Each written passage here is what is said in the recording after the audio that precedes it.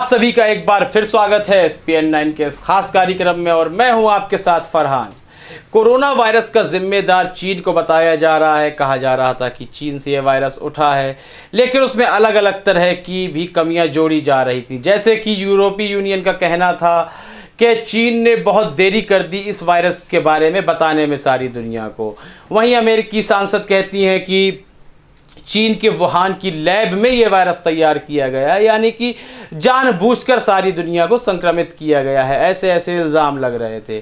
EU में उस report को ऑडिट भी कर दिया जाता है। कहा जाता है कि चीन के दबाव में इस रिपोर्ट को ऑडिट किया गया है, कई बदलाव किए गए हैं।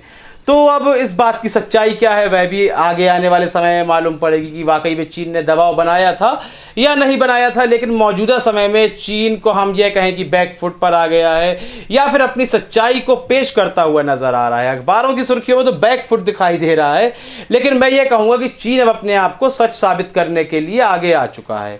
उसने कहा है, WHO ने कहा था कि हमें मतलब एक पारदर्शी तरीके से जांच करनी है इस वायरस को लेकर चीन में, कि आखिर इस वायरस की उत्पत्ति कैसे हुई, क्या वाकई में इसे लैब में बनाया गया है, यह कब तक फैला था। तमाम तरह की जानकारियां हैं जो हमें प्राप्त करनी है। तो चीन बिल्कुल तैयार है, कह रहा है ये संक्रमण का खतरा खत्म हो जाए और जो लॉकडाउन्स वगैरह हैं ये भी ख़त्म हो जाएं, सारी दुनिया एक बार अमन के रास्ते पर आ जाए। उसके बाद आप पारदर्शी तरीके से बिल्कुल जांच कर सकते हैं, हमें किसी प्रकार की भी परेशानी नहीं है। तो अब आप खुद सोचें, जब एक देश अपनी सच्चाई को सामने रखना चाहता है कि आप बिल्कुल चेक कीजिए पारदर्शी तरीके से, तो कहा जाता है कि चीन आया बैक फुट पर।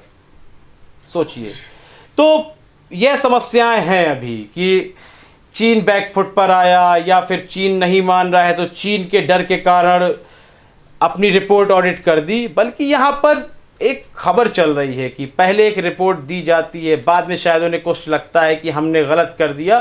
तो यहाँ चीन का भय नहीं है। यदि चीन का भय होता तो अब इतना समय बीत गया, या आने वाले कई समय में हो सकता है चीन अपना हर ज़रूरी काम करवा सकता है, अपनी मनमानी कर सकता है। तो ऐसा नहीं है।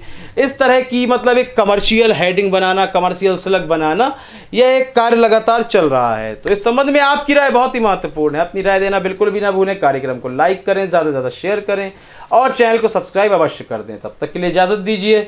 धन्यवाद।